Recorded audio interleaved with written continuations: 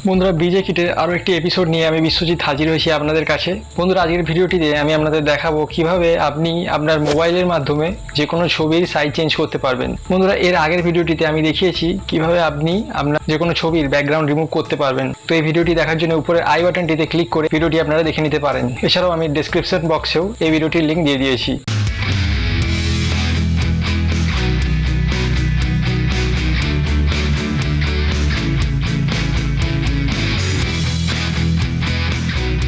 তো বন্ধুরা যে কোনো ছবির সাইজ চেঞ্জ করার জন্য আপনাকে একটি অ্যাপ্লিকেশন ইনস্টল করতে হবে। এই জন্য আপনি আপনার মোবাইলের প্লে স্টোর ওপেন করে নিন। প্লে স্টোরে আপনি সার্চ করুন পিক্সেল ল্যাব। এই অ্যাপ্লিকেশনটি আপনি ইনস্টল করে নিন।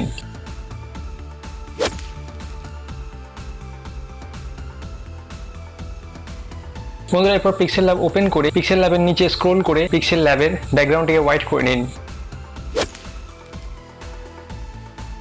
এরপর পিক্সেল ল্যাবের ওপরে যে তিনটি ডট আসে এটিতে ক্লিক করে সাইজে সিলেক্ট করুন। সাইজ সিলেক্ট করে সাইজে কাস্টম সিলেক্ট করুন। এরপর বন্ধুরা এখানে আপনাকে পিক্সেলে জানাতে হবে যে আপনি কি সাইজ চাইছেন। তো বন্ধুরা আমি আমার ক্রোম ব্রাউজার ওপেন করে নেব। এখানে আমি ছবিটি 3.5 × 4.5 সাইজে করতে চাই। ক্রোম ব্রাউজারে গিয়ে এখানে সার্চ করব centimetre to pixel. Centimetre pixel খুলে নেব। এরপর সেন্টিমিটারে আমি 3.5 বসাবো। তো আমি এখানে পিক্সেল পেয়ে যাব।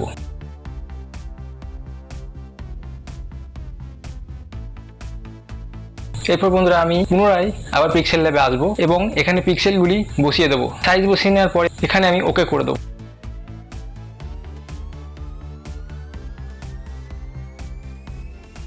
এরপর বন্ধুরা পিক্সেল ল্যাবের উপরে আপনার লেফট সাইডে যে প্লাস বাটনটি আছে এখানে ক্লিক করব ও এখানে আমি আমার ছবিটি এক্সপোর্ট করে নেব।